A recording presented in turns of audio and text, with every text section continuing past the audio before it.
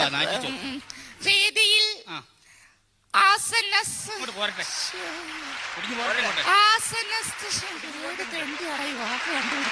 വേദിയിൽ ആസന്നസ്ഥനായിരിക്കുന്ന നമ്മുടെ ബഹുമാനപ്പെട്ട മന്ത്രി, മറ്റ് വിശിഷ്ടാവശിഷ്ടങ്ങൾ. ഞാനിവിടെ വന്നപ്പോഴ് എന്നെ വളരെയധികം പുകഴ്ത്തി പലവരും ഇവിടെ സംസാരിച്ചു. സത്യത്തിൽ ഞാൻ ഒരു കാര്യം നിങ്ങളോട് പറഞ്ഞു കൊള്ളട്ടെ.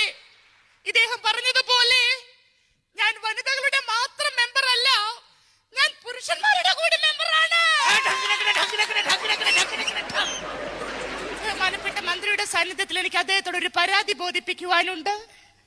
കാരണം നമ്മൾ ദിവസവും രാവിലെ ടിവിയിൽ കണ്ടുകൊണ്ടിരിക്കുന്ന സുപ്രഭാതം പരിപാടി പല സ്ത്രീകളുടെയും തിരക്ക് കാരണം അത് പലർക്കും കാലത്ത് കാണാൻ സാധിക്കാറില്ല.